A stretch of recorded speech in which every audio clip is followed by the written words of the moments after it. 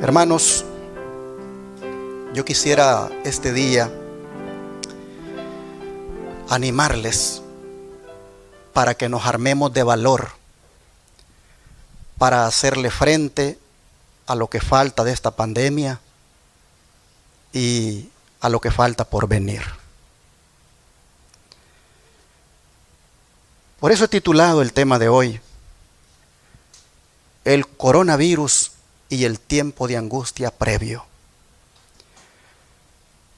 Porque ustedes no me dejarán mentir que estamos viviendo en un tiempo de angustia. ¿Cuántos lo creen? Estamos viviendo tiempos angustiosos. Un hermano me decía esta semana: le tengo más miedo a la vacuna obligatoria que al virus que está en este momento. No me puedo imaginar que mis hijos vuelvan a la escuela y me obliguen a que tengamos que ponerle las vacunas. Hay angustia en la gente. En este título, el coronavirus y el tiempo de angustia previo, quisiera comenzar diciéndoles que el término previo es en el sentido de que es previo al fin del tiempo de gracia, porque la gracia se va a acabar. La palabra de Dios es bien clara. La gracia se le terminó a los antediluvianos, se le terminó a los de Sodoma y Gomorra, y también se le va a acabar a la raza humana que existe ahora. Entonces, previo al fin del tiempo de gracia, nosotros nos ha tocado vivir un tiempo de angustia. También es conocido como el pequeño tiempo de angustia, para diferenciarlo del gran tiempo de angustia que vendrá cuando el fin de la gracia llegue. No es pequeño en el sentido del periodo de tiempo que va a durar, sino en el impacto, que lo que estamos recibiendo ahora es solamente, como dijo el Señor, principios ¿de qué? De dolores. En ese sentido es pequeño, pero el que viene después que la gracia se cierre, eso, hermanos, no tiene comparación. ¿Por qué relacionar el coronavirus con el tiempo de angustia previo al fin del tiempo de gracia? Porque sin duda, hermanos, encaja perfectamente con el estado emocional que tendría la gente cuando llegara dicho tiempo. Pues esta pandemia ha colocado a la población mundial desde hace muchos meses en una angustia generalizada. Desde que yo tengo vida, no había mirado que el mundo al mismo tiempo estuviera sometido a una angustia. Ustedes, tendría que tener uno de ustedes por lo menos 124 años para que me cuente de aquella otra pandemia que llegó en 1918, en la cual murieron 50 millones de personas en el mundo y 500 millones fueron infectados según las estadísticas. Pandemia que se le conoció también como la gripe española. Pero ninguno de nosotros tiene esa edad para que nos pueda contar. De manera que creo con toda propiedad que ninguno de nosotros había vivido en su tiempo un momento donde el mundo entero estuviera angustiado. Debido, hermanos, a esta pandemia llamada coronavirus, la gente camina o va al trabajo con el pensamiento de que puede ser infectada en cualquier momento, y ahora más con la noticia de que el virus está en el aire. Algunos no pueden imaginarse viéndose conectados a un respirador artificial. Otros les angustia su situación económica al llevar tanto tiempo sin poder trabajar. Una señora se infectó y tuvo que ser hospitalizada. Y después de pasar varios días conectada al respirador, finalmente salió del hospital para ir a casa por 10 semanas a terminar de recuperarse. Cuando se presentó nuevamente al trabajo, solo fue para recibir una licencia sin goce de sueldo, porque el dueño de la empresa estaba mandando a todos los empleados a confinamiento, profundizándole así a esta señora todavía más su angustia a la que ya estaba sometida. A esta altura, hermanos, millones son los angustiados por esta enfermedad, como también por la falta de empleo. Aquella señora que dependía de la venta diaria que hacía en el mercado, después de tantos meses sin poder hacerlo, ya ha caído en la desesperación porque de allí proveía para su familia. Y así está sucediendo con otros pequeños comerciantes y dueños de negocio. Y lo que es peor, no sabemos cuándo va a terminar esta angustiosa situación. Pero Jesús, hermanos, ya nos lo había dicho. Jesús ya nos había anticipado esto. Pues vean lo que dice el libro de Lucas, capítulo 21. Abran la Biblia, por favor. Lucas, capítulo 21, versículos 25 y 26.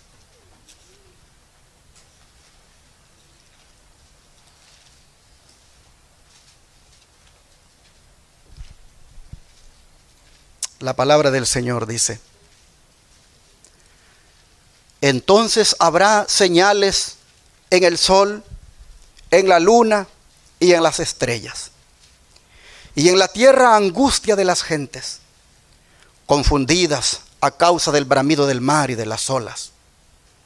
Desfalleciendo los hombres por el temor y la expectación de las cosas que sobrevendrán en la tierra, porque las potencias de los cielos serán conmovidas. Si nosotros quisiéramos hacer, hermanos, una cronología en el tiempo de este texto, nos da perfectamente para hacerla. Pues, ¿quién de nosotros no sabe lo que ocurrió en 1780? Que el sol se oscureció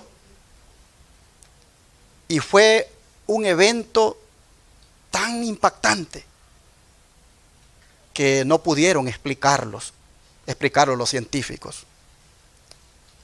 ¿Y quién de nosotros no ha oído también de lo que ocurrió en 1833? Cuando igualmente cayó una lluvia de estrellas, un fenómeno sobrenatural.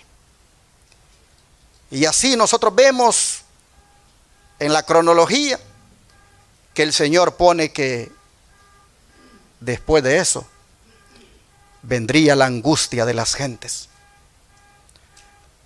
Que una angustia que Él no le puso fecha, pero que se ha vivido a lo largo de la historia. Para nosotros en este tiempo, esta pandemia es una angustia terrible.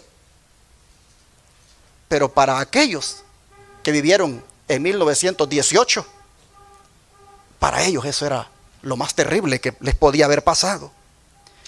Nosotros vemos, hermanos, que la gente, dice el Señor, estaría angustiada y confundida a causa del bramido del mar y de las olas. ¿Quién no sabe que este bramido del mar y de las olas es una referencia a los tsunamis que ya han habido en el mundo? Pero dice que la gente desfallecería por el temor y la expectación de las cosas que vendrán.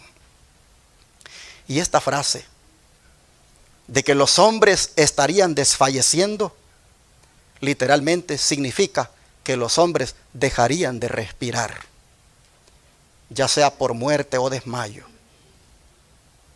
Y aunque siempre se ha conectado esto con el estado de la humanidad cuando llegue el gran tiempo de angustia, ustedes no me dejarán mentir que a manera de angustia previa, el cumplimiento de estas palabras ya los estamos viendo en estos días, pues cuántos están muriendo por problemas con su respiración en esta pandemia del coronavirus. Jesús dijo: los hombres desfallecerán. Literalmente quiere decir los hombres dejarán de respirar. Y nosotros lo miramos hoy de una manera literal. El escritor adventista Fernando Chay, quien fue el autor del libro Preparación para la Crisis Final, aplica estas palabras de Jesús al tiempo que nosotros estamos viviendo actualmente. Y la sierva del Señor, Elena White, en este contexto, vean lo que dice.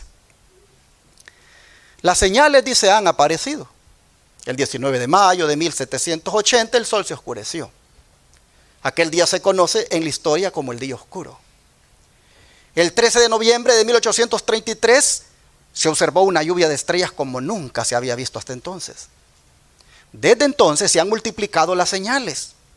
Terremotos, maremotos, tempestades, pestilencias y hambres, destrucciones por fuego y agua. Todo esto y la angustia de naciones en perplejidad declaran que la venida del Señor está cerca. Amén. Así está escrito en Cristo nuestro Salvador, página 164. Como ustedes pueden ver, las señales relacionadas con los astros que leímos en Lucas ya tuvieron un cumplimiento parcial en los años mencionados, pero las otras señales en tierra y mar, incluyendo las pestes como del coronavirus, dice que pondría a las naciones en perplejidad y angustia. Una angustia que Elena White le llama tiempo de angustia. Expresión que ella usa indistintamente para referirse al tiempo de angustia previo como también al gran tiempo de angustia. Salvo una declaración donde ella hace la distinción entre una y la otra. Una declaración muy conocida, la cual les invito a que la podamos ver y leer con la vista en la pantalla. Es la que está en Primeros Escritos, página 33. Ella dice: vi que Dios tenía hijos que no reconocen ni guardan el sábado, que no han rechazado la luz referente a él. Y al empezar el tiempo de angustia, fuimos henchidos del Espíritu Santo cuando salimos a proclamar más plenamente el sábado. Vi guerra, hambre, pestilencia y grandísima confusión en la tierra. Así que esta visión nos habla de un momento cuando el tiempo de angustia empieza. Cuando el tiempo de angustia empieza. Un momento cuando, llenos del Espíritu Santo, se sale a proclamar más plenamente el sábado. Un momento donde hay guerra, hambre, pestilencia y también grandísima confusión en la tierra. ¿Cuándo sería esto si uno quiere ubicarle en el tiempo? Bueno, explicando esta declaración, en el libro Evento de los Últimos Días nosotros encontramos una explicación muy importante que nos permite tener una idea o ver cuándo es que este tiempo de angustia empezaría. Y si se está refiriendo al gran tiempo de angustia cuando las plagas van a caer, o se está refiriendo a ese tiempo de angustia previo al fin del tiempo de gracia. Miremos la explicación. En la página 33, dice, la que acabamos de leer, de Primeros Escritos, se lee lo siguiente: al comenzar el tiempo de angustia, fuimos henchidos del Espíritu Santo cuando salimos a proclamar más plenamente el sábado. Esta visión fue dada en 1847, cuando eran muy pocos los hermanos adventistas que observaban el sábado. Y de estos eran aún menos los que suponían que su observancia era de suficiente importancia para trazar una separación entre el pueblo de Dios y los incrédulos. Ahora, póngale atención a eso que se lo he puesto en verde. Ahora se comienza a ver el cumplimiento de esa visión. ¿Cuál visión? La que ella dice que cuando el tiempo de angustia comenzó, fueron henchidos del Espíritu Santo y salieron a predicar más plenamente el sábado. En la explicación dice: ahora se comienza a ver el cumplimiento de esa visión. ¿Y por qué les digo que le pongan atención a esto que está en verde? Porque ya ustedes van a mirar cuando termine de leer la declaración el énfasis que voy a hacer. El comienzo, dice, del tiempo de angustia, al cual acabamos de leer, mencionado, dice, Entonces, no se refiere al tiempo cuando comenzarán a ser derramadas las plagas, sino a un corto periodo precisamente antes que caigan, mientras Cristo está en el santuario. En ese tiempo, cuando se esté terminando la obra de la salvación, vendrá aflicción sobre la tierra. Pero ahora mire usted el año en que ella está diciendo estas palabras. ¿Qué año es? 1854. Primeros escritos, página 85. Y también este evento de los últimos días, página 123. Pero si usted mira, en el año 1854, ella dice, ahora se comienza a ver el cumplimiento de esa visión. ¿Cuál visión? La de que ha comenzado el tiempo de angustia y fuimos henchidos del Espíritu Santo para salir a predicar más plenamente el sábado. Si ella dice en 1854, ahora se comienza a ver el cumplimiento de esa visión, yo les pregunto, ¿estamos ya entonces en el tiempo de angustia previo? ¿De qué otra manera podríamos entender esa declaración?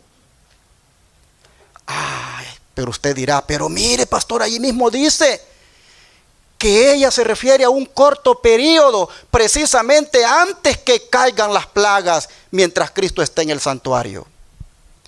¿Qué podíamos esperar de que ella no hablara de esta manera si ella vivía con el pensamiento que Cristo estaba a las puertas? Los apóstoles mismos, cuando hablaban de la venida del Señor, hablaba como que si ellos estarían vivos y eso estaba por ocurrir. De manera que Elena White no podría referirse a este tiempo como un corto periodo, no de otra manera, sino como un corto periodo, porque ella vivía con la intensidad de que también Cristo estaba a las puertas. Los pioneros adventistas, después del chasco, ellos quedaron con el pensamiento de que el Señor aparecería en cualquier momento. Pero de que en 1854 ella dijera que se comienza a ver el cumplimiento de esa visión, hermanos, la cita está bien clara. Así que, hermanos, estamos en el tiempo de angustia previo. Corto, dice la sierva del Señor, porque ella cree que ya está por ocurrir el gran evento, que la gracia se cierra y Cristo viene. Pero no ha sido tan corto para nosotros, pues ya llevamos más de 160 años de que ella dijera, ahora se comienza a ver el cumplimiento de esta visión.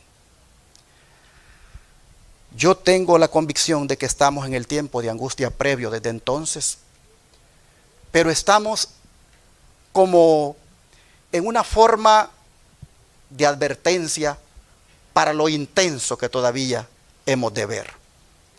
La sierva del Señor, a este comienzo del tiempo de angustia, ella también lo llama la crisis del siglo, porque se extiende hasta la segunda venida de Cristo, como también lo llama un tiempo de calamidad provocado por desastres naturales y pestilencias. Miremos sus declaraciones. Dice, las condiciones que prevalecen en la sociedad, y especialmente en las grandes ciudades de las naciones, proclaman con voz de trueno que la hora del juicio de Dios ha llegado y que se acerca el fin de todas las cosas terrenales. Nos hallamos en el mismo umbral de la crisis de los siglos. En rápida sucesión se seguirán unos a otros los castigos de Dios, como son los incendios, las inundaciones, los terremotos, las guerras y el derramamiento de sangre. No debemos quedar sorprendidos en este tiempo por acontecimientos grandes y decisivos, porque el ángel de la misericordia no puede permanecer mucho más tiempo para proteger a los impenitentes. Profetas y Reyes, página 207. Pero, hermanos, la declaración que asocia la pestilencia con estos castigos de Dios mencionados es la siguiente. En las escenas finales de la historia de esta tierra, la guerra prevalecerá. Habrá epidemias, mortandad y hambre. Las aguas del abismo rebasarán sus límites incendios e inundaciones destruirán la propiedad y la vida. Noten que las epidemias como la del coronavirus, esta sierva dice que las miraríamos en las escenas finales de esta tierra. Y esto que ella dice, pues lo vamos a seguir viendo una tras otra. Pues como dice esta declaración del libro Evangelismo, página 24 y 25, que acontecerán calamidades, calamidades de lo más pavorosas, de lo más inesperadas. Y estas destrucciones se seguirán la una a la otra. Las ciudades y las naciones serán tratadas con estrictez y sin embargo no serán visitadas con la extrema indignación de Dios, porque algunas almas renunciarán a los engaños del enemigo y se arrepentirán y convertirán, mientras que las masas estarán atesorando ira para el día de la ira. Pero por favor, noten lo que ella dice, que como resultado, dice, de estos juicios terribles, algunas almas renunciarán a los engaños del enemigo y se arrepentirán y convertirán. Ahora, tenemos que ubicar esto antes del fin del tiempo de gracia. Tenemos que ubicar esto en el tiempo de angustia previo, puesto que Satanás no va a dejar, hermanos, que nadie se ponga, después que la gracia termine, que se ponga del lado de Dios. Ya prácticamente la gente habrá hecho su decisión. De manera que esta declaración de que acontecerán calamidades, calamidades de lo más pavorosas, de lo más inesperadas, y que estas destrucciones se seguirán la una a la otra, hermanos, no es otra cosa que profundizar más la situación de angustia en el mundo, lo que está por llegar. Y entonces es allí donde necesitamos nosotros armarnos de valor para enfrentar esto.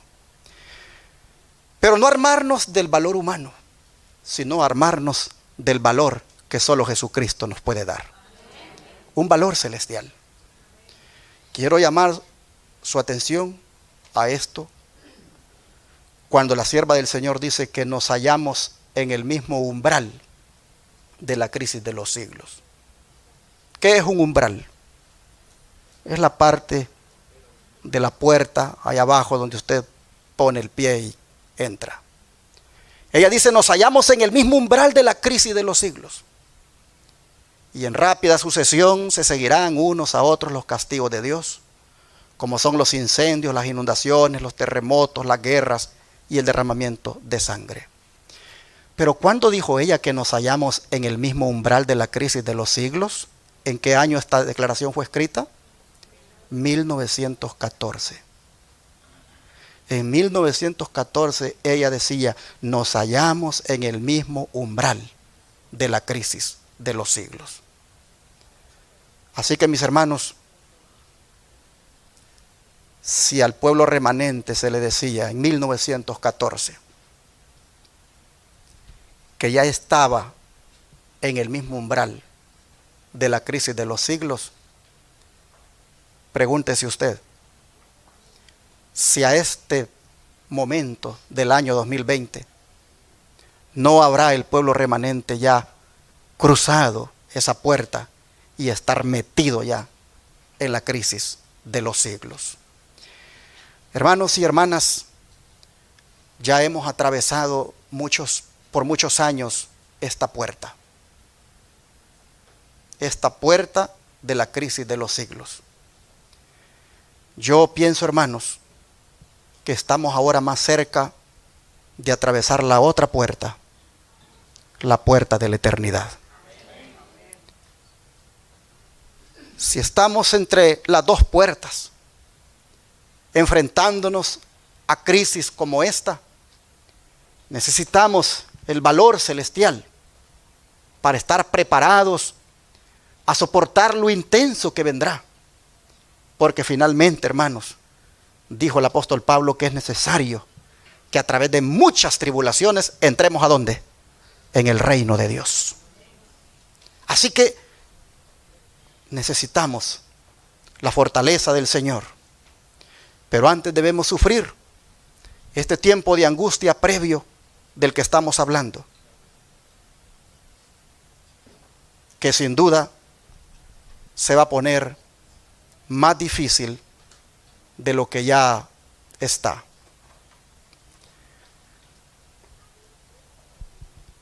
Estoy predicando un tema que no es muy así emocionante y que tampoco se predica en los púlpitos muy seguido, casi no se toca este tema. Pero a mí me parece que este es el tema solemne que nosotros necesitamos estudiar, porque el Señor nos ha advertido con tiempo para que estemos preparados. ¿Qué falta después de esta pandemia? ¿Qué viene después? Si la sierva del Señor dice que una calamidad tras otra es que va a venir, hermanos, no sabemos qué más viene de difícil para enfrentar. Pero una cosa sí sabemos, que nos vamos a enfrentar a la prueba más dura y grande que como cristianos pues vamos a pasar. Yo quisiera que a partir de este momento, cuando usted ya sabe que ya cruzó la puerta, ya cruzó el umbral de la crisis de los siglos después de 1914, yo quisiera que usted, hermano, por eso le dije al principio, ármese de valor para enfrentar lo que viene. Porque en este periodo llamado tiempo de angustia previo al fin del tiempo de gracia, nosotros vamos a mirar también un derramamiento del Espíritu Santo sin medida sobre nosotros. Nosotros vamos a mirar también una ley dominical que será dada en contra de nosotros. Nosotros vamos a mirar cómo de una manera más plena, como decía la sierva del Señor, predicaremos acerca de la verdad del sábado. Por la gracia de Dios, como Iglesia Advenimiento en esta pandemia, no ha habido sermón donde no hayamos hablado del Santo Sábado. Hemos estado por la televisión y la radio, anunciándole a la gente, llamando la atención a la gente, a que guarden, que respeten la santa ley de Dios y que guarden el verdadero día de reposo. Pero en una forma plena, cuando el Espíritu Santo sea derramado, lo haremos como nunca lo hemos hecho. Solamente que hay que estar listos para participar de ese ejército del Señor que, investido de poder, con esa lluvia tardía que será derramada, oh hermanos, proclamará al mundo como nunca el mensaje de los 3 ángeles. Yo quisiera decirles que mientras eso llega, también tengamos en mente que nos veremos enfrentados a pruebas más difíciles. Dice la sierva del Señor Ellen White, una gran crisis, dice, aguarda al pueblo de Dios. Muy pronto nuestra nación intentará imponer sobre todos la observancia del primer día de la semana como un día sagrado. Al hacerlo, no tendrán escrúpulos de obligar a los hombres, contra la voz de su propia conciencia, a observar el día que la nación declara como día de reposo. Ay, miren lo que tengo en verde ahí. Los adventistas del 7º día pelearán, ¿qué cosa? La batalla por el día de reposo del 7º día. En estos días se habla mucho de pelear la batalla. La gente dice, fulano de tal le está peleando la batalla al virus en este momento. Otros dicen, fulano de tal le ganó la batalla al virus. Ah, pero la sierva del Señor dice que los adventistas también van a pelear la batalla, no de un virus, sino la batalla por el día de reposo del 7º día. Hermanos y hermanas, dice que las autoridades aquí en los Estados Unidos y en otros países se levantarán en su orgullo y poder y promulgarán leyes para restringir la libertad religiosa. Todos los que no se sometan a los decretos de los concilios nacionales y obedezcan las leyes nacionales que ordenan exaltar el día de reposo instituido por el hombre de pecado por encima del día santo de Dios, sentirán no solamente el poder opresivo del papado, sino también el del mundo protestante, que es la imagen de la bestia. Evento de los últimos días, página 124. Mis hermanos, hoy lo hablamos, lo predicamos, lo decimos, pero no sabemos, hermanos, cómo realmente lo vamos a vivir. Solo sé que será mucho más duro que la angustia que se está enfrentando ahora. Imagínese usted cuando se imponga una ley que le restrinja su libertad religiosa. Una ley que le va a impedir a usted servir a Dios como usted quiere. Una ley que le va a impedir a usted adorar a Dios conforme a los dictados de su conciencia. Imagínese usted esa ley. Hermanos y hermanas, llegará el momento como aquel cuando Jesús también, los líderes religiosos, unidos con Roma, nuevamente dirán: esta es nuestra ley y conforme a esta ley ustedes tienen que morir. Vamos a leer ese momento. Vamos al libro de Juan, Evangelio de Juan, capítulo 19, versículo 7.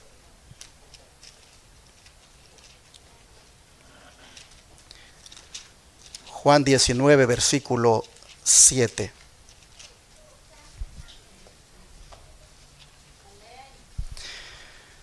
Dice la palabra de Dios que cuando estaba Jesús frente a Pilato, y Pilato les decía que qué tenía que hacer con él, dice que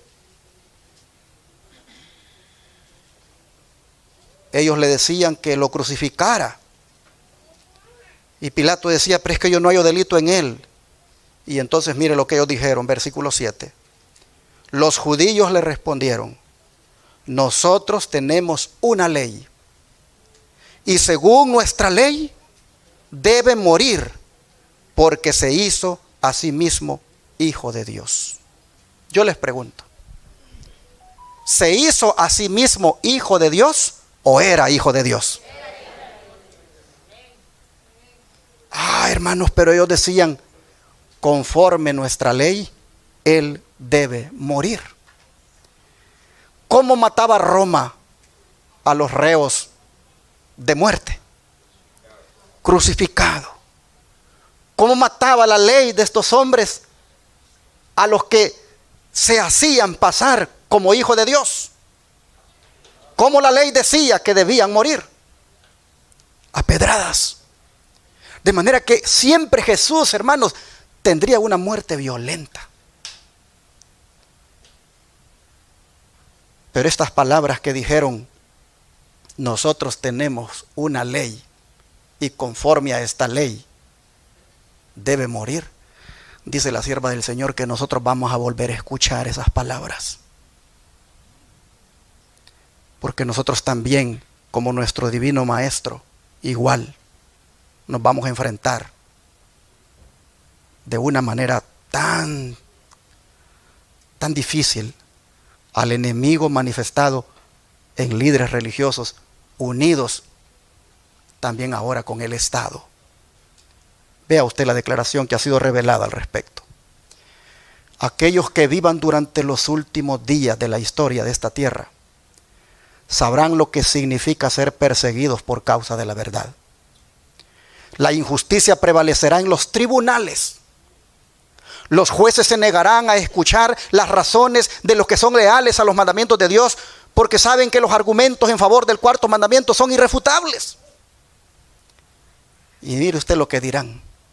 Dirán: tenemos una ley y por nuestra ley debe morir. Yo les pregunto: ¿cuál va a ser esa ley? la ley dominical. Para ellos, dice, la ley de Dios no significa nada. Nuestra ley, dice, es suprema para ellos. Aquellos que respeten esta ley humana serán favorecidos. Pero no se les mostrará ningún favor a los que se inclinen ante el ídolo del falso día de reposo, como es el domingo.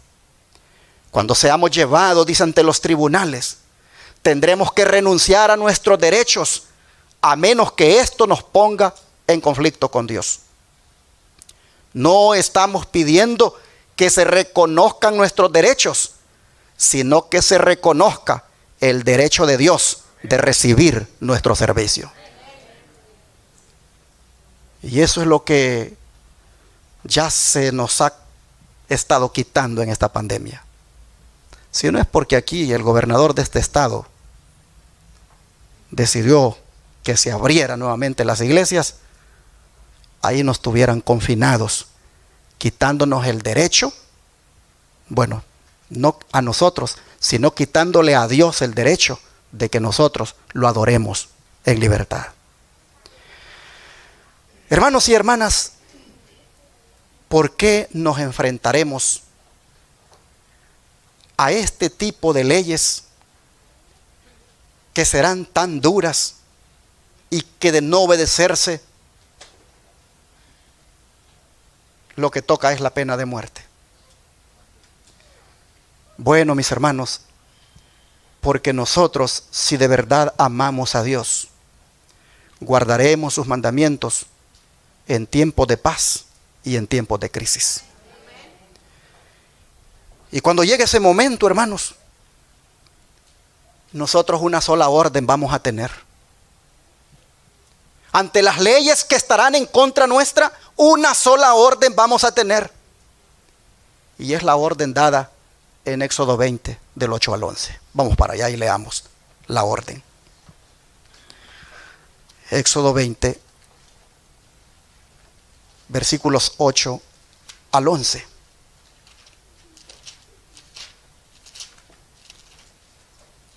Dice la palabra del Señor de la siguiente manera. Éxodo 20, versículos 8 al 11. Comencemos con el verso 8. Acuérdate de qué cosa. Del sábado para santificarlo. Algunas Biblias dicen acuérdate del día de reposo, pero hay una estrellita por ahí, ¿verdad? Que es un asterisco indicando que al pie de la página está el significado de la palabra reposo. Y dice aquí equivale a sábado. Pero noten cómo comienza el mandamiento, que es el número 4 aquí de la ley de Dios, porque estoy ahorita leyendo de la santa ley de Dios. La ley que Dios escribió con su propio dedo. Moisés nunca escribió con su propio dedo. Es Jehová de los ejércitos quien la escribió. Y él dice, acuérdate. ¿De qué cosa? Del sábado, ¿para qué? Para santificarlo. Algunos no alcanzan a comprender las palabras que dice acuérdate. Si dice acuérdate, es porque el sábado, ¿qué cosa? Ya existía. ¿Cómo te vas a acordar de algo que no existe? El sábado no comienza en el Sinaí. Ahí es dada la ley. Pero cuando el Señor dice acuérdate del sábado para santificarlo, es porque el sábado venía desde antes del Sinaí. Y ya nosotros sabemos, ¿verdad?, a dónde comenzó ese día de reposo. En el mismo Edén. Allá, cuando Dios estaba creando los cielos y la tierra, en 6 días terminó y el sábado descansó. Lo primero que aprendió el hombre en la vida fue ¿qué cosa? Que había que guardar el sábado. Porque el hombre fue hecho el 6º día y el 7º día ya estaba descansando con su hacedor. Lo primero que el hombre aprendió. Hermanos, sigamos leyendo. La orden del Señor. 6 días trabajarás y harás toda tu obra. Mas el 7º día es ¿qué cosa? Es sábado, dicen unas Biblias. A ver, hermanos, ¿cuál día de la semana es el sábado? El 7º día. Y perdónenme los adventistas que ya saben esto, pero voy a aprovechar para dar aquí un breve estudio bíblico, porque tengo ahí, frente a esas pantallas, algunas personas que todavía esto no lo conocen. Aquí el mandamiento dice que el séptimo día es reposo para Jehová nuestro Dios. Aparece ese señor de sotana blanca diciendo que el séptimo día es el domingo. Y aparecen los pastores en las iglesias diciéndole a los feligreses que el séptimo día es el domingo. Y nosotros, como dije, voy a aprovechar aquí, voy a salirme un poquito para poner la base de cuál realmente es el séptimo día. Dejen la marca aquí en el mandamiento, por favor, y vayámonos a Lucas capítulo 23. Y vamos a mostrar cuál es el séptimo día.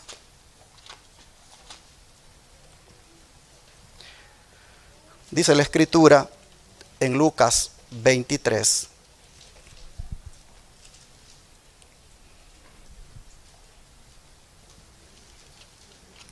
Y el versículo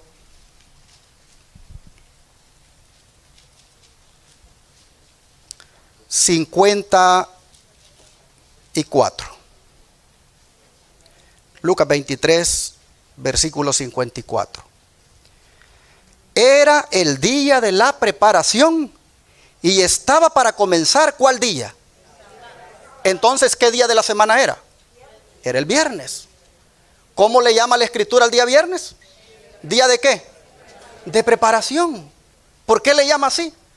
Porque hay que prepararnos con la comidita que esté hecha, con la ropita que esté lista. Hay que prepararnos con todo, de manera que el día sábado no tengamos que estar afanados en las cosas materiales, que esté todo ya preparado para que el sábado quede libre. Pero noten ustedes el versículo. Dice, era día de la preparación y estaba para comenzar el sábado. Entonces, ¿cómo a qué hora sería esto? Miremos el versículo 55. Y las mujeres que habían venido con él desde Galilea, siguieron también y vieron el sepulcro y cómo fue puesto su cuerpo. Entonces, ¿cómo a qué hora sería esto? En algún momento después de las 3 de la tarde, que es cuando Jesús murió. Dice que las mujeres vieron cómo ese viernes, después que Jesús había muerto, las mujeres vieron cómo Jesús fue colocado su cuerpo allí en el sepulcro. Y entonces dice el verso 56, ellas regresaron y fueron a preparar especias aromáticas y ungüentos.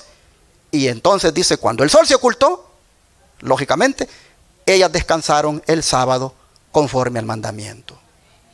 Porque el sábado empieza, ¿a qué horas?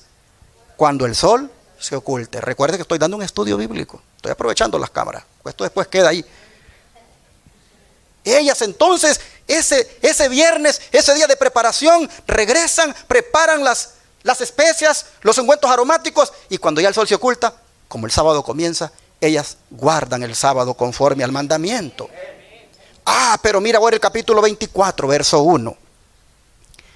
El primer día de la semana, muy de mañana, vinieron al sepulcro, trayendo las especias aromáticas que habían preparado, y algunas otras mujeres con ellas. ¿Y qué pasó, hermanos, cuando llegaron al sepulcro?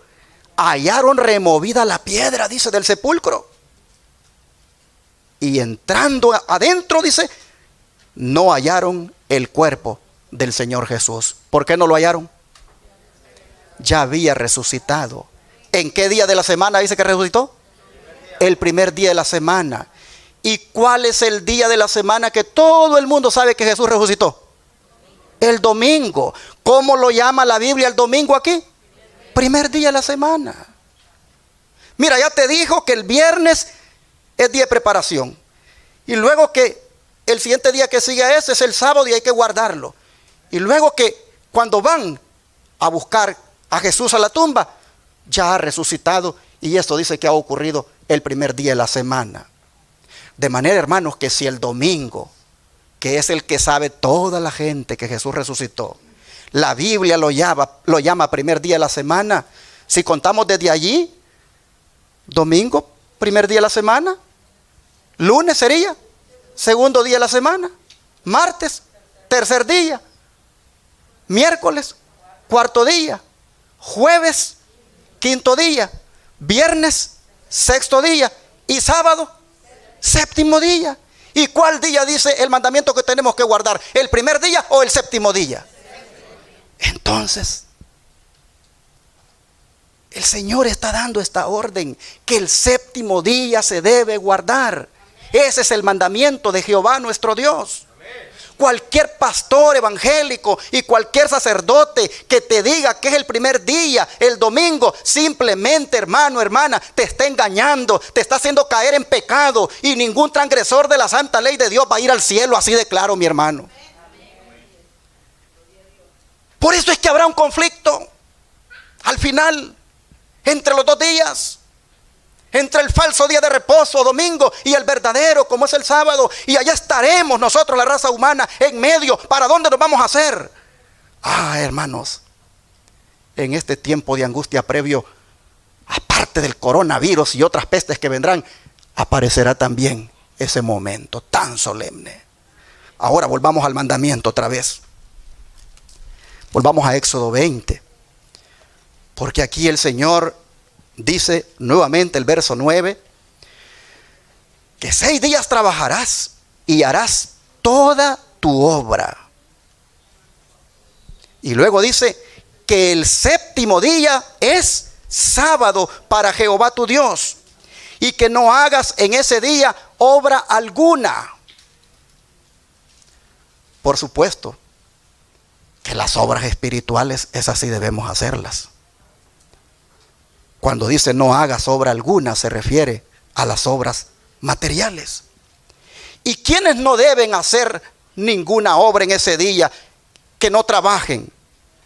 Tú, ni tu hijo, ni tu hija, ni tu siervo, ni tu criada, ni tu bestia, ni tu extranjero que está dentro de tus puertas. Y aquí, hermanos, ustedes saben que uno lee estas cosas, pero cada vez que uno las lee, hay algo que a uno lo impresiona. Tú te puedes leer los mandamientos, hermanos, todos los días, y si los lees con detenimiento, en algo el Señor te va a impresionar. Y a mí me impresiona ver cómo el Señor ama los animales. Ama tanto los animales que Él dice en el mandamiento: hasta ellos también tienen que reposar. Hasta ellos también tienen que descansar. Dios se acuerda en el mandamiento del sábado de los animales. Mis hermanos, el Señor quiere tanto los animales que mire lo que dice Éxodo 23, y deje la marquita ahí porque me impresionó esto. Éxodo 23, versículo 5.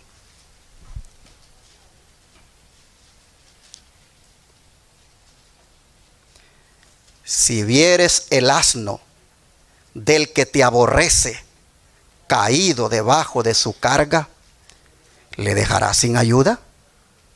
Antes bien le ayudarás a levantarlo. Que es la yegua o el macho del hermano Gaudencio y yo estoy enojado con él. Que se quede ese animal sufriendo. De todas maneras, él no me quiere a mí, así que ese animal que sufra. No, dice el Señor, tienes que ir a levantar ese pobre animal. Pregunto, ¿ama el Señor los animales? ¿Digo no? Tienes que ir a levantarlo.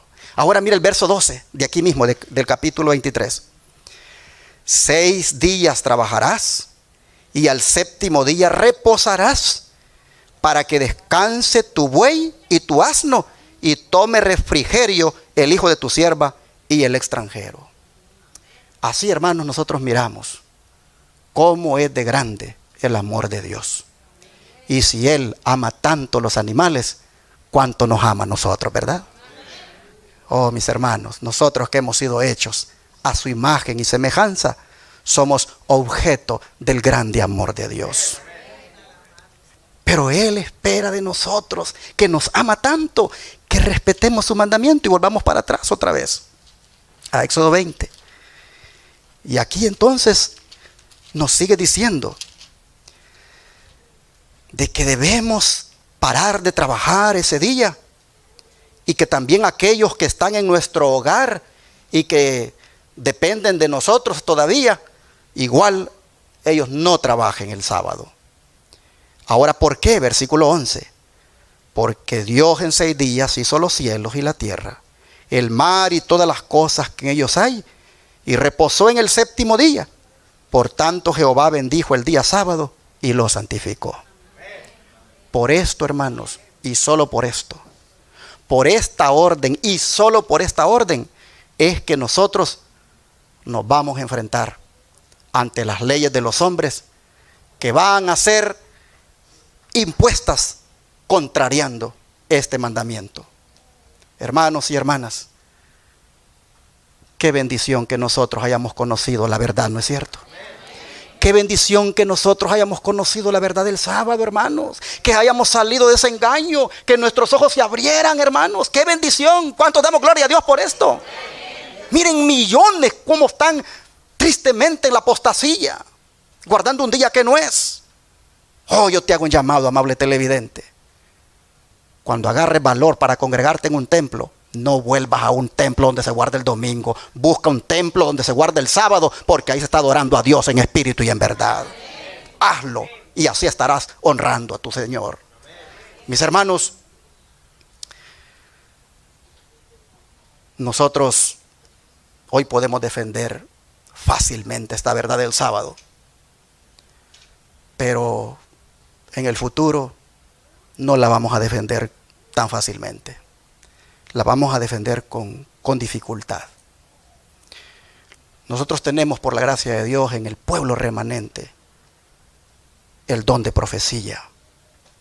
Algunos tendrán problemas con la sierva del Señor Elena White, de no creer en ella. Pero los que creemos en las profecías de Ellen White, sabemos que son dadas por el Espíritu Santo. Y por eso las leemos y las compartimos, así haya gente que las rechaza. Pero un día veremos si estas cosas eran como ella las decía o no. Pero ella dice que esta batalla del sábado que nos va a tocar pelear, la vamos a pelear en tiempos difíciles. Miren ustedes, se los pongo acá. Vendrá una época, dice, cuando debido a nuestra defensa de la verdad bíblica, seremos tratados como traidores. Testimonios, tomo 6, página 394. Los que honran el sábado de la Biblia serán denunciados como enemigos de la ley y del orden. Oh, hermano, ¿está usted preparado para eso? ¿Para que lo denuncien como enemigo de la ley y el orden? Dice, como quebrantadores de las restricciones morales de la sociedad y por lo tanto causantes de anarquía y corrupción que atraen sobre la tierra los altos juicios de Dios. ¿De qué seremos acusados, mis hermanos? De que estamos causando anarquía al mantenernos del lado del verdadero día de reposo y no aceptar ese falso que se debe imponer como ley dominical. Seremos acusados de que causamos anarquía. A ver, hermanos, ¿qué es una anarquía? ¿Cómo describiríamos a una persona anárquica? Una persona sin ley, exactamente. Una persona sin ley, una persona que es fundamentalista, terrorista, una persona que está en contra de un gobierno. Así, dice la sierva del Señor, seremos acusados de eso. En otras palabras, en vez de ser adventistas, nos mirarán como anarquistas. Y esto será, dice, cuando llegue ese momento. Y nos van a acusar de que nosotros estamos atrayendo los juicios de Dios en la tierra por nuestra rebelión a la ley dominical. Dice, sus escrúpulos de conciencia serán presentados como obstinación, terquedad y rebeldía contra la autoridad. Serán acusados de deslealtad hacia el gobierno. ¿Estás preparado para eso, mi hermano? ¿Has pensado que eso es lo que te toca? Por eso te dije al principio, ármate de valor, mi hermano, porque en este tiempo de angustia previo, lo que estamos sufriendo no es comparado todavía a lo que vamos a sufrir. Por cuestiones de nuestra fe, nosotros hasta seremos acusados de deslealtad al gobierno, dice el libro Conflicto de los Siglos, página 649. Y en esto, hermanos, tenemos un espejo. Y el espejo son los primeros cristianos. La hermana White dice que nosotros deberíamos de estudiar la vida de los primeros cristianos. Se lo pongo acá. Aquellos, dice, que desean refrescar su memoria y ser instruidos en la verdad, estudien la historia de la iglesia primitiva durante el día de Pentecostés y el tiempo que le siguió en forma inmediata. Estudien cuidadosamente en el libro de Hechos las experiencias de Pablo y de los otros apóstoles, porque el pueblo de Dios en nuestros días debe pasar por experiencias similares. Pero nosotros cuando vamos allá a estudiar el libro de Hechos, lo que más nosotros vemos es un derramamiento del Espíritu Santo, los discípulos con gran poder, y eso es lo que nosotros queremos tener. Pero no vemos que también allí, junto con eso, hay una persecución terrible en contra de ellos. Y la mensajera del Señor dice, refresquen su memoria. Ustedes dicen que han sido instruidos en la verdad, refresquen su memoria y estudien la historia de la iglesia primitiva. Miren lo que le pasó a esa iglesia. Miren, dice, la experiencia de Pablo y los apóstoles. Porque nosotros, dice, el pueblo remanente, vamos a pasar por las mismas experiencias que pasaron ellos. Bueno, hermanos, si la sierva del Señor dice refresquen su memoria, pues vamos a refrescarla. Vamos al libro de Hechos, capítulo 5. Y veamos qué pasó ahí. Hechos capítulo 5, versículo 12 al 14.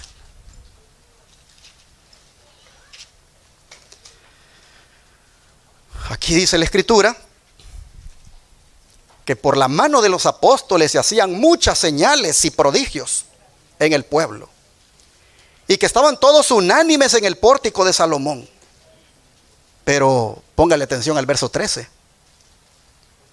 De los demás, ninguno se atrevía a juntarse con ellos, mas el pueblo los alababa grandemente. Y los que creían en el Señor aumentaban más, gran número, así de hombres como de mujeres. Si ustedes se fijan, hermanos, en medio de la victoria, en medio, hermanos, de ese poder maravilloso que se ha derramado sobre ellos y que los está haciendo valientes para predicar, en medio de eso, el verso 13 dice que habían algunos que no se atrevían a juntarse con ellos. ¿Cómo le podríamos llamar a esto? Discriminación. Habían algunos que los discriminaban, los denigraban. Hermanos y hermanas, ¿quiénes eran estos? Pues las altas autoridades, las jerarquías. Y a pesar de todo eso, dice que ellos estaban todos como unánimes. ¿Por qué estaban unánimes? Porque ya había sido derramado sobre ellos, ¿qué cosa? El Espíritu Santo. No había división. Ahora mire los versículos 17 al 20. Entonces dice, levantándose el sumo sacerdote y todos los que estaban con él, esto es la secta de los saduceos, se llenaron de ¿qué cosa? De celos. ¿Por qué aparece aquí la secta de los saduceos como destacándose en medio de todos los que estaban presentes y llenos de celos? Mis hermanos, ¿qué predicaban los discípulos? Los discípulos predicaban acerca de una vida futura, predicaban de que Cristo estaba resucitado, predicaban también de los ángeles, predicaban del Espíritu, y todo eso los saduceos no lo creían, no lo aceptaban, lo rechazaban, y por lo tanto ahora tenían un grupo de iletrados que con poder de lo alto están hablando de esas cosas y no lo pueden soportar. Y el celo el celo le brota. Dice que echaron mano a los apóstoles y los pusieron en la cárcel pública. A ver, hermanos, ¿a cuántos apóstoles metieron en la cárcel? A todos. Y echaron mano a los apóstoles y los pusieron en la cárcel pública. Mas un ángel del Señor, a manera de protesta divina, diría yo, mas un ángel del Señor, abriendo de noche las puertas de la cárcel y sacándolos, dijo: id y puestos en pie en el templo, anunciad al pueblo todas las palabras de esta vida. ¿Por qué digo que a manera de protesta divina? Porque mientras estos saduceos no creen ni en los ángeles, el Señor manda ángeles para sacar a sus hijos de la cárcel y vuelvan a predicar. ¡Ah, qué tremendo esto, hermanos! Ahora mire los versículos 27 en adelante. Cuando los trajeron, dice, los presentaron en el concilio, porque resulta de que, pues, los hallaron predicando. Y los volvieron a agarrar, los trajeron, los presentaron en el concilio, dice el 27, y el sumo sacerdote les preguntó. ¿Qué les preguntó? ¿No les mandamos estrictamente que no enseñaran en ese nombre? Y ahora han llenado a Jerusalén de esa doctrina. ¿Y quieren echar sobre nosotros la sangre de ese hombre? ¿Y qué les respondió Pedro? Respondiendo Pedro y los apóstoles, es decir, todos, ¿qué dijeron? Es necesario obedecer a Dios antes que a los hombres. Hermanos, esta es la actitud que el Señor espera que tú y yo tengamos. Que cuando nos veamos enfrentados con las autoridades que nos impidan predicar de esta doctrina, la doctrina de que el sábado es el día del Señor, y cuando tengamos que ser confrontados por ellos y amenazados de muerte si lo seguimos haciendo, el Señor espera, hermanos, que nosotros también digamos como estos apóstoles que es necesario obedecer a Dios antes que a los hombres. Yo pregunto, ¿será que vamos a poder hacerlo? Sí, si está el Espíritu Santo con nosotros.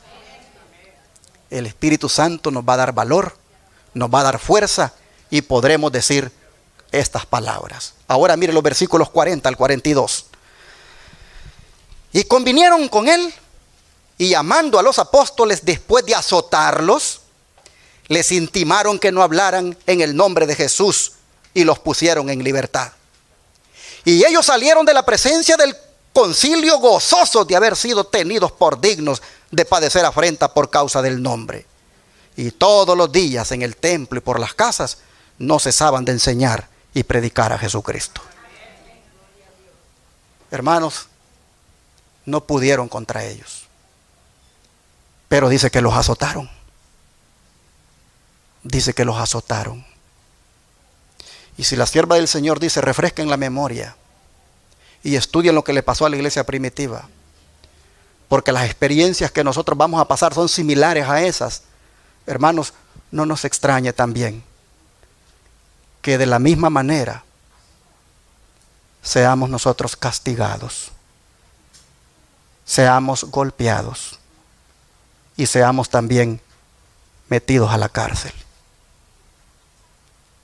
Pero yo les aseguro que todo eso lo recibiremos con gozo por amor a nuestro Señor Jesucristo.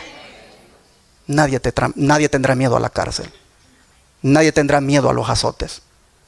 Porque el poder de Dios le va a sostener. El Señor le va a ayudar. Hermanos, nosotros sabemos que la iglesia primitiva crecía porque el Señor, dice, añadía cada día a la iglesia a los que habrían de ser salvos. Pero ese crecimiento de la iglesia, hermanos, se dio en medio de estas tribulaciones que hemos leído y se va a repetir en los tiempos finales con nosotros. Pues vea esta declaración del don profético. Lo mejor que podemos hacer es estar en estrecha comunión con Dios. Y si Él quiere permitir que seamos mártires por causa de la verdad, esto puede ser el medio de traer a muchos otros a la verdad. Muchos serán encarcelados. Muchos, para salvar sus vidas, huirán tanto de las grandes ciudades como de las poblaciones pequeñas. Y muchos serán mártires por la causa de Cristo al permanecer firmes en favor de la verdad. Evento de los últimos días, página 128. Pero noten ustedes, algunos de nosotros seremos, ¿qué cosa? Mártires. Otros dicen que seremos encarcelados. Y otros saldremos huyendo aún de las poblaciones pequeñas. Pero hermanos y hermanas, eso de ser mártir o eso de ser encarcelado, ¿qué va a traer como resultado? Que muchas personas crean en el mensaje de los tres ángeles y se pongan del lado del pueblo remanente. Así que lo que nos toque, si eso le va a dar gloria a Dios, si eso va a hacer que otros se salven, hermanos, lo que suceda con nosotros, que suceda, porque lo haremos y lo soportaremos con gozo y alegría por amor a nuestro Señor Jesucristo. Pero noten lo que dice la sierva del Señor: hay que estar en estrecha comunión con Dios, mis hermanos. Aquí no es asunto de hablarlo y decir, yo así me voy a portar. Mi hermano, si no tienes una estrecha comunión con el Señor, serás de los cobardes que saldrán huyendo. Hay que tener una estrecha comunión con Dios para que podamos aceptar el martirio, para que podamos aceptar la cárcel, sabiendo que como resultado de eso, miles y miles se van a convertir. Hermanos y hermanas, entonces nos pasará lo mismo que le pasó a la iglesia primitiva y que lo dice el libro de Hechos 8. Busquen ahí Hechos 8, capítulo 3 al 4. En esos tiempos Pablo no se había convertido todavía y era el enemigo acérrimo de la iglesia y también de Jesús. Y dicen el verso 3, que Saulo asolaba la iglesia y entrando casa por casa, ¿qué cosa hacía? Hermanos, no lo llevaba así, ¿verdad? Amarradito, si te pongo en un caballo o vas a caminar. Arrastraba, dice. Oh, hermanos, de casa en casa los iba agarrando y arrastraba a hombres y a quienes más. A ver, mujeres presentes, ustedes están listas para que con la ayuda de Dios sean valientes en ese momento. Mira, no en balde la Biblia es que diga hombres y mujeres, porque es para destacar que las mujeres fueron valientes y se pusieron del lado de Jesucristo. Y sufrieron igual que los hombres. Las arrastraron también. Interesante. Y mujeres, ¿y qué cosa dice que hacían con ellos? ¿Los entregaban a dónde? En la cárcel. Y luego el verso 4 dice, pero los que fueron esparcidos, hermanos, pero los que fueron esparcidos iban por todas partes anunciando el evangelio. O sea que mientras unos mueran como mártires y con gozo, no llorando ni gritando, no me maten, no. Mientras unos estén en la cárcel, otros, dice, serán esparcidos. La persecución que se desate va a hacer que salgan a diferentes lugares, pero donde vayan seguirán predicando de nuestro Señor Jesucristo. Seguirán predicando el mensaje de los tres ángeles, porque el poder del Espíritu Santo los ha tomado y no impide nada que ellos hablen donde quiera que vayan. Gloria a Dios. Mire lo que dice la sierva del Señor. A medida, dice, que en diferentes lugares se suscite enemistad contra los que observan el día de reposo del Señor, podría resultar necesario para el pueblo de Dios que se trasladen de esos lugares a otros donde no enfrenten una oposición tan acérrima. Pronto vendrá el tiempo cuando el pueblo de Dios, debido a la persecución, será esparcido en muchos países. Aquellos que hayan recibido una educación completa estarán en situación ventajosa donde quiera les toque estar. A ver, ¿qué quiere decir la sierva del Señor con esto? Que aquellos que hayan recibido una educación completa estarán en situación ventajosa donde quiera les toque estar. Evento de los últimos días, página 129 a 130. ¿Qué quiere decir ella con esto de que los que hayan recibido una educación completa? ¿Es que se refiere a los que lograron graduarse de la high school? ¿A los que lograron sacar allí su bachelor en la universidad, su licenciatura. ¿Es a ese tipo de educación completa que ella se refiere? No, mis hermanos. Ella estaba hablando de los alumnos de la escuela de Madison, que no solo sabían leer y escribir, sino que también sabían oficios y cultivar la tierra. Y los que tengan la educación completa, la cual incluya saber algún oficio o todavía labrar la tierra, eso, dice la sierva del Señor, van a estar en una situación ventajosa donde quiera les toque estar. Es allí la importancia, hermanos, que nos vayamos interesando por saber cómo se siembran las hortalizas, por saber cómo se siembra el maíz. Es allí la importancia que si usted en su casita tiene un pedacito ahí de predio, vaya sembrando, vaya también leyendo, estudiando sobre cómo ciertos cultivos se dan, cómo tiene usted que la tierra hacerla, que produzca con la sabiduría que el Señor le dé. Mis hermanos, porque estas personas estarán educadas de una manera completa y por lo tanto, dice, tendrán más ventaja donde quiera les toque llegar. Seremos esparcidos. No sabemos para dónde nos va a tocar. Pero este esparcimiento será, hermanos, provocado por la enemistad y la persecución. Y en este contexto tenemos mucha revelación, como esta otra que les pongo a continuación. Tenemos delante de nosotros la perspectiva de una lucha larga, con riesgo de encarcelamiento, pérdida de bienes y aún de la vida misma, para defender la ley de Dios. Se requerirá de los hombres que rindan obediencia a los edictos humanos en violación de la ley divina. Los que sean fieles a Dios y al deber serán amenazados, denunciados y proscritos. ¿Quién es un proscrito? Una persona que le está prohibido todos los derechos. Serán traicionados, dice, por padres y hermanos y parientes y amigos, aún hasta la muerte. Esto creo que va a ser duro.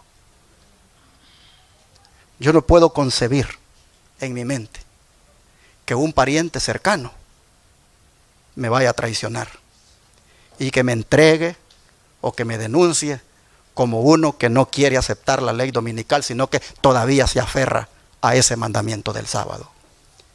Pero hermanos, esta prueba será difícil de soportar.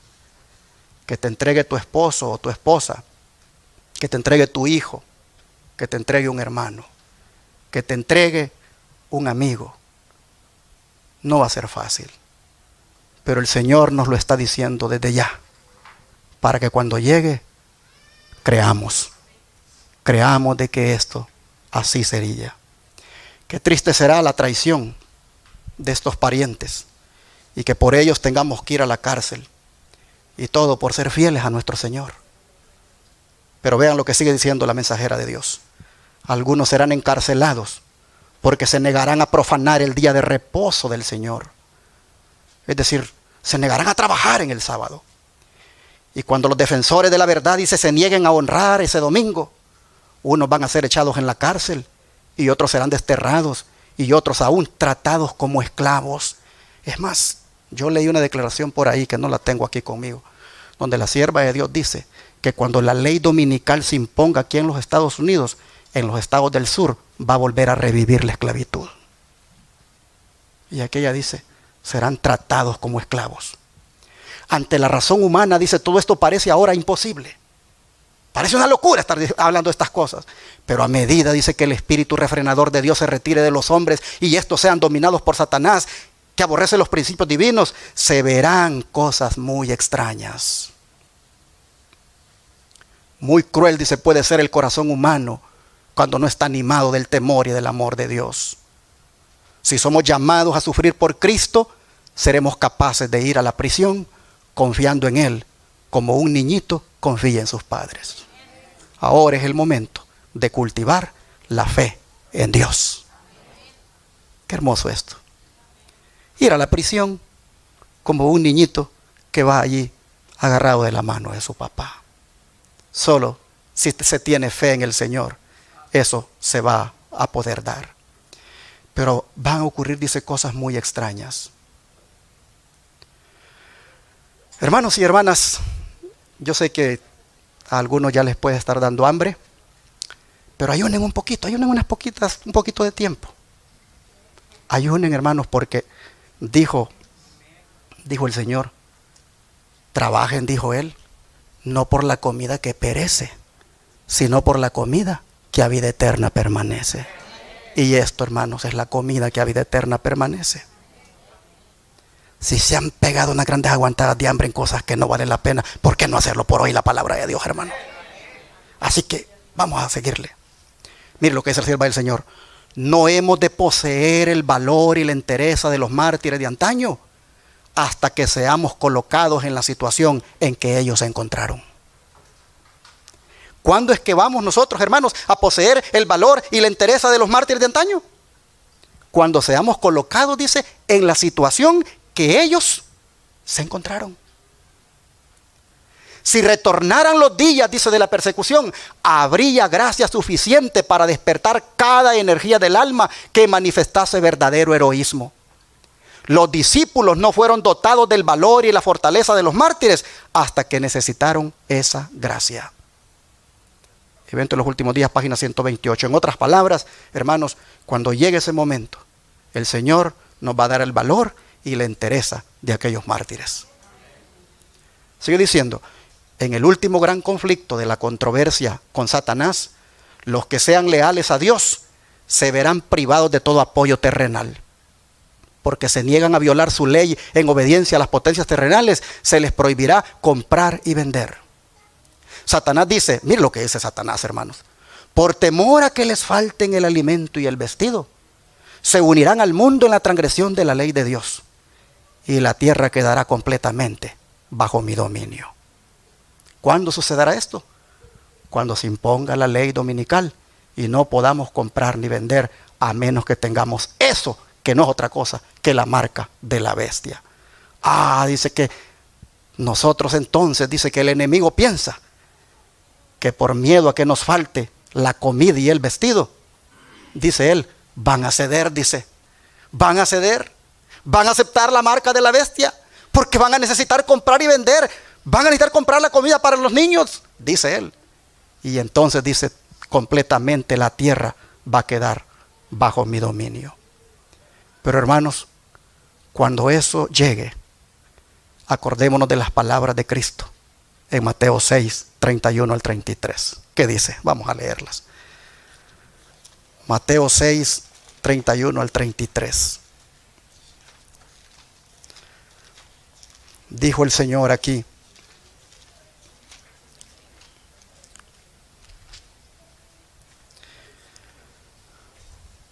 no os afanéis. A ver, ¿qué dice el Señor, hermanos? No os afanéis diciendo qué comeremos o qué beberemos o qué vestiremos. Porque los gentiles buscan todas estas cosas. Pero vuestro Padre Celestial sabe que tenéis necesidad de todas estas cosas. Más bien, dice, buscad primeramente ¿qué cosa? El reino de Dios y su justicia, y todo lo demás vendrá por añadidura. La comida la vas a tener, el vestido lo vas a tener, tus necesidades serán suplidas. No te afanes, solamente busca primeramente a Dios y su justicia. Así, hermanos, nosotros es como tenemos que mantenernos ante la prueba. Bueno, pero te has preguntado, hermano, ¿por qué Dios va a permitir que pasemos esto? ¿Te has preguntado por qué Dios va a permitir que pasemos por el riesgo de ser encarcelado, azotado y hasta de ser mártir y aún de ser perseguido? ¿Por qué Dios va a permitir esto? Dejemos que el don profético nos lo responda, se los pongo acá. Dios ama a su iglesia con un amor infinito. Nunca deja de velar sobre su heredad. Solo permite las aflicciones que su iglesia necesita. ¿Para qué? Para su purificación, para su bien presente y eterno.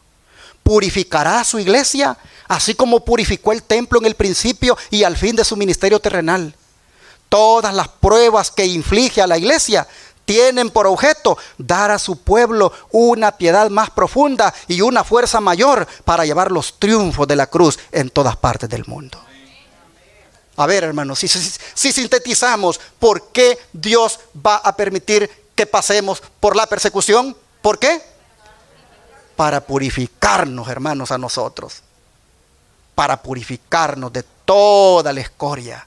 Y así salgamos brillantes como el oro.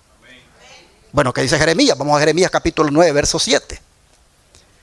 Jeremías capítulo 9, versículo 7.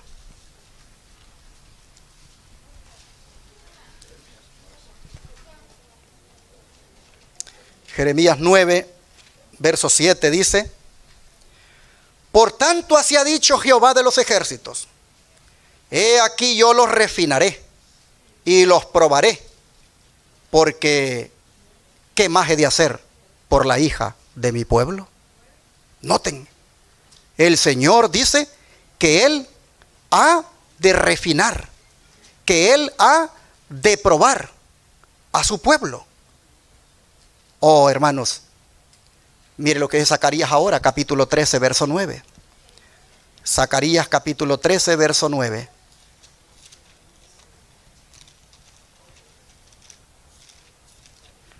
Zacarías está antes de Malaquías. Y vea lo que dice el capítulo 13, versículo 9.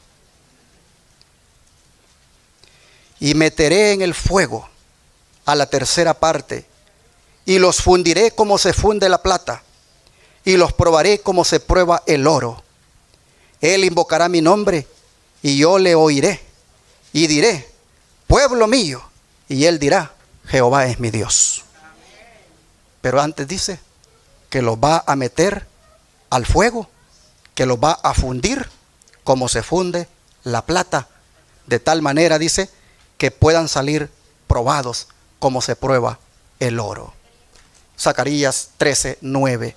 Así, hermanos, la Escritura nos habla de que es necesario pasar por el horno de la persecución, pasar por el horno de la prueba, para que nosotros quedemos pulidos como el oro, de manera que se pueda reflejar en nosotros el carácter de nuestro Dios.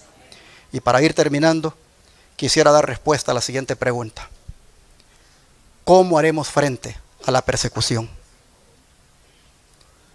Repito, ¿cómo haremos frente a la persecución? Dejemos que Moisés nos lo diga. Vamos a Éxodo 14, versículos 13 y 14. Éxodo 14, versículos 13 y 14. ¿Cómo haremos frente a la persecución?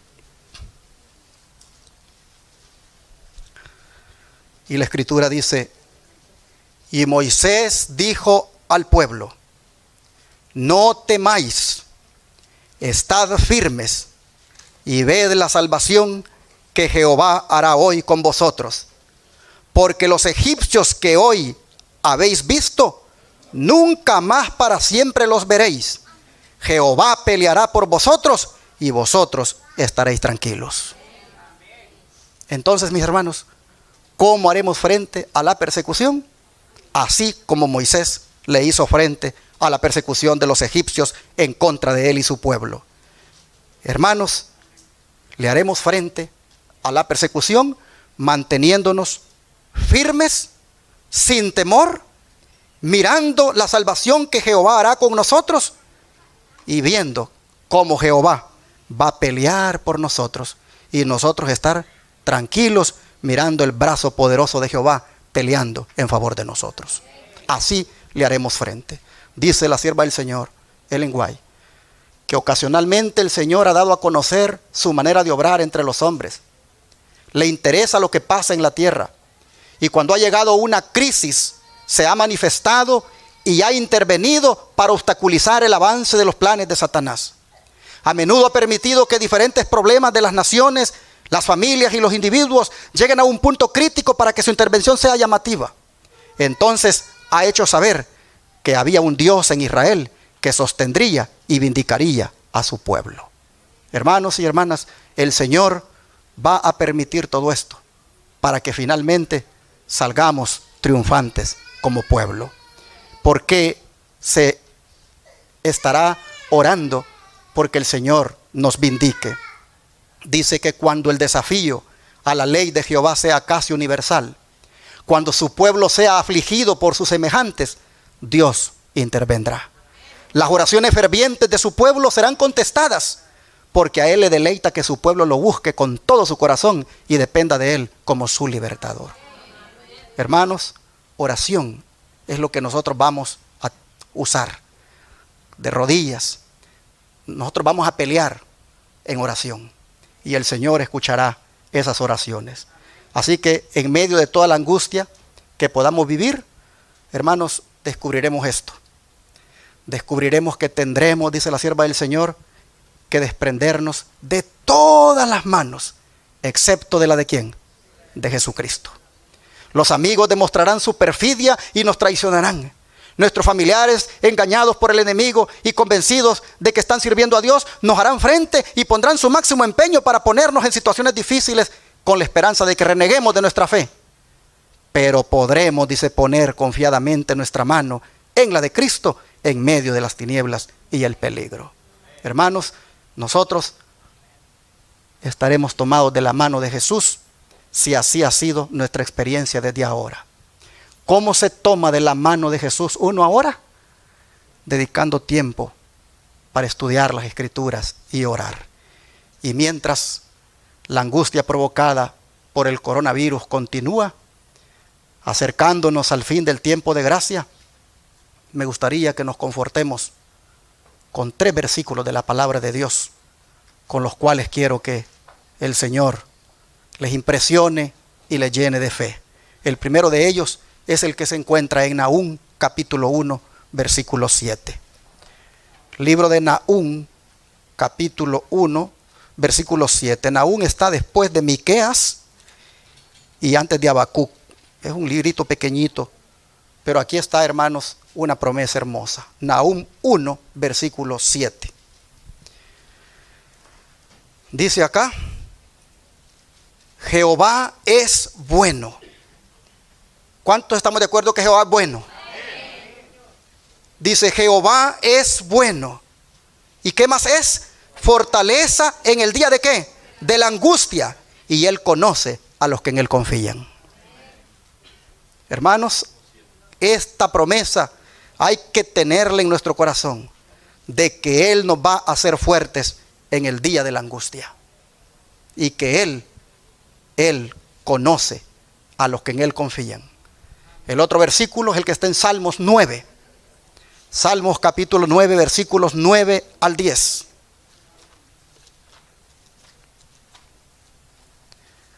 Salmos capítulo 9, versículos 9 al 10 dice: Jehová será refugio del pobre, refugio para el tiempo de angustia. En ti confiarán los que conocen tu nombre, por cuanto tú, oh Jehová, no desamparas a los que te buscaron. Pero noten, Jehová será refugio del pobre, Él será refugio para el tiempo de angustia. Así que, hermanos, para cerrar este mensaje, oigamos a Jesús con sus palabras que dijo en el Evangelio de Juan, capítulo 16, versículo 33. Juan capítulo 16 y versículo 33. Y aquí la palabra dice: estas cosas os he hablado, para que en mí tengáis ¿qué cosa? Paz. En el mundo tendréis aflicción, pero confiad, yo he vencido al mundo. Hermanos, nunca dudemos de la bondad de nuestro Dios, sino que sigamos confiando en su amor y en su cuidado. Aunque Él permita que pasemos por situaciones que no nos agradan, hermanos, no nos olvidemos que nos podremos refugiar en el Señor. No nos olvidemos que nos podremos refugiar en su protección, pues Él ha prometido estar con nosotros ¿hasta cuándo? Hasta el fin del mundo. Así que descansemos en sus promesas y en su abundante bondad para todos los que confían en Él. Y mientras el coronavirus y el tiempo de angustia previo sigue, hagamos de nuestro Señor nuestro amparo y fortaleza y nuestro pronto auxilio en las tribulaciones. Y no tengamos miedo, aunque la tierra sea removida, porque Jehová estará con nosotros. Que Dios bendiga a su pueblo y que en la crisis más dura nosotros salgamos pulidos como el oro. Que Dios les bendiga.